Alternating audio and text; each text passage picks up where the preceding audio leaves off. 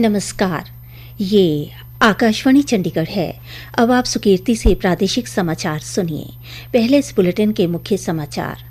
हरियाणा के मुख्यमंत्री नायब सिंह सैनी ने विभिन्न कल्याणकारी योजनाओं के तहत लाभार्थियों के खाते में करोड़ों रुपए की राशि हस्तांतरित की। श्री नायब सिंह ने पंजाब सरकार पर जनता की आकांक्षाओं को पूरा करने में विफल रहने का आरोप लगाया। केंद्र सरकार ने कहा, देश भर में घरेलू एलपीजी की आपूर्ति सुचारू रूप से जारी। केंद्रीय सहकारिता राज्य मंत्री कृष्णपाल गुर्जर ने कहा, विकास कार्यों में लापरवाही बरतने वाले ठेकेदारों के खिलाफ कानूनी कार्रवाई होगी।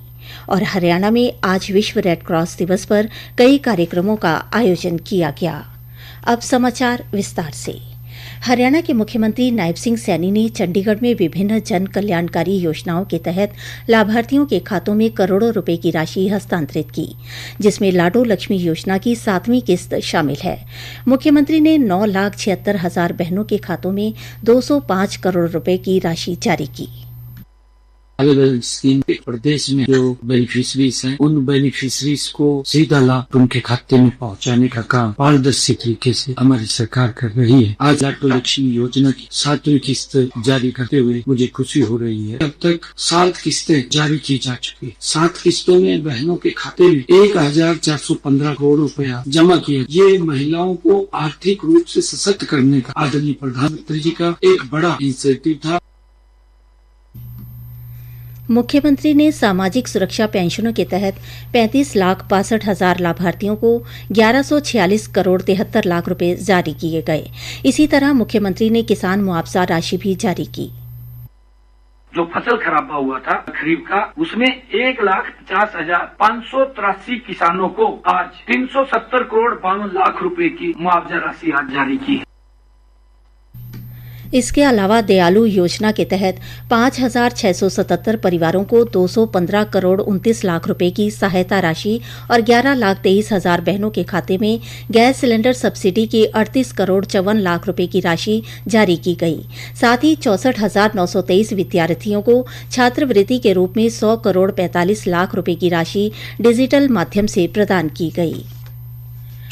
हरियाणा के मुख्यमंत्री नायब सिंह सैनी ने आज अलग अलग क्षेत्रों में हरियाणा व पंजाब सरकार से संबंधित तथ्यों और आंकड़ों की तुलना करते हुए पंजाब सरकार को असफल बताया।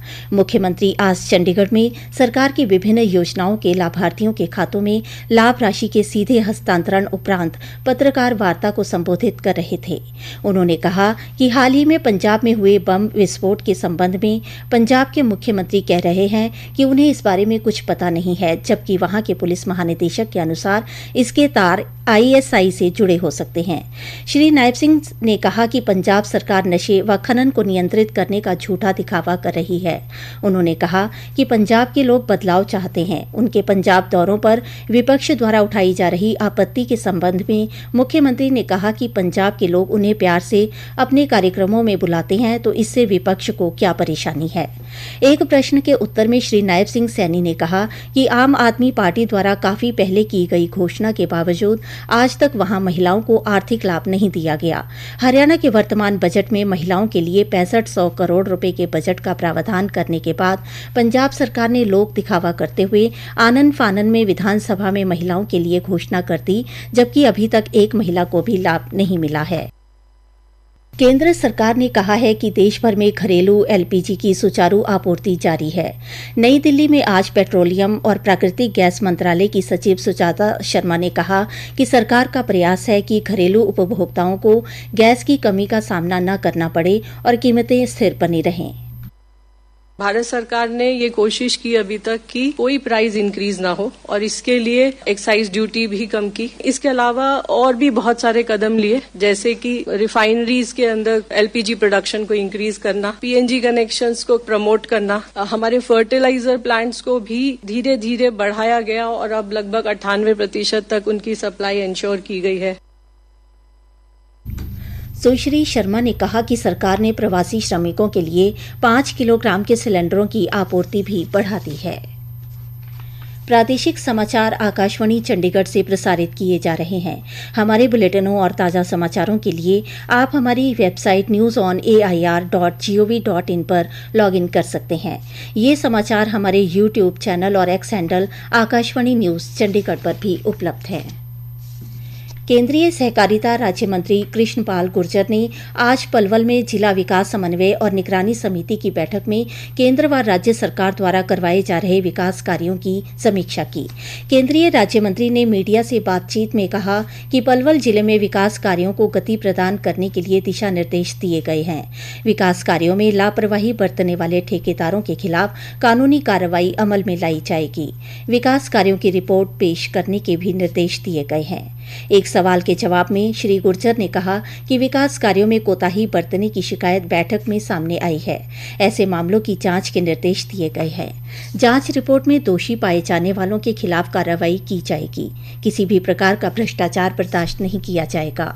बल्लभगढ़ से पलवल तक मेट्रो परियोजना को लेकर उन्होंने बताया, अभी बात हुई है, उसका डीपीआर चल रहा है, RRTS का भी सर्वे चल रहा है, मेट्रो का भी चल रहा है। अब दिल्ली में फिर से बैठक करके उसको आगे किया जाए। बंगाल में ममता बनर्जी द्वारा लगाए गए वोट चोरी के आरोप पर उन्होंने कहा, विपक्ष जब भी हारता है तो वो कहता है कि चोरी हो गई, वोट चोरी हो गई, गड़बड़ हो गई, जबरदस्ती जीत गए, बंगाल में चोरी हो गई। तो फिर ये चोरी ही केरल में क्यों नहीं हुई, तमिलनाडु में क्यों नहीं हुई? जब लोकसभा के चुनाव हुए थे 240 सीटें NDA की आई थी, तब तो उन्होंने कहा वोट चोरी हो गई। ये हार को पचा नहीं पाते। हरियाणा में नगर निकाय चुनाव को लेकर राजनीतिक सरगर्मियां तेज हो गई हैं। आज पंचकुला में हरियाणा के मुख्यमंत्री नायब सैनी और भाजपा प्रदेश अध्यक्ष मोहन लाल बड़ौली ने वार्ड 12 से निर्दलीय चुनाव लड़ रही पूर्व पार्षद ओमवती पुनिया के घर पहुंचकर उनकी भाजपा में घर वापसी कराई। पूर्व पार्षद ओमवती पुनिया ने भाजपा प्रत्याशी राकेश जगोता को समर्थन देने की घोषणा की और कहा कि वह भाजपा प्रत्याशी को भारी बहुमत से जिताने के लिए मेहनत करेंगी। अंबाला नगर निगम चुनाव को लेकर आज विभिन्न राजनीतिक दलों तथा आजाद उम्मीदवारों द्वारा शहर के अलग अलग क्षेत्रों में रोड शो निकाले गए। इन रोड शो में उम्मीदवारों के समर्थन में बड़ी संख्या में कार्यकर्ता और समर्थक शामिल हुए। उम्मीदवार खुले वाहनों में सवार होकर लोगों के बीच पहुंचे और लोगों से समर्थन मांगा। प्रदेश के पूर्व मंत्री एवं भाजपा के वरिष्ठ नेता कृष्ण मूर्ति हुड्डा ने आज रोहतक में एक पत्रकार वार्ता की। उन्होंने पूर्व मुख्यमंत्री भूपेंद्र सिंह हुड्डा के एक पत्रकार वार्ता में दिए उस बयान पर भी प्रतिक्रिया दी जिसमें हुड्डा ने सांपला नगर पालिका चुनाव में सांपल वासियों से भाजपा के खिलाफ मतदान करने की अपील की थी। उन्होंने कहा कि सांपला नगर पालिका चुनाव में कांग्रेस पार्टी अपना उम्मीदवार भी खड़ा नहीं कर पाई, जबकि यह क्षेत्र भूपेंद्र सिंह हुड्डा के विधानसभा क्षेत्र में आता है। पूर्व मंत्री ने कहा कि कांग्रेस पार्टी पूर्व मुख्यमंत्री के गृह जिले में करीब खत्म होने के कगार पर है। आज विश्व रेड क्रॉस दिवस पर हरियाणा में रक्तदान शिविर सहित कई कार्यक्रमों का आयोजन किया गया। जींद जिले में रेड क्रॉस भवन में आयोजित मुख्य समारोह में मानवता की सेवा का संकल्प लिया गया।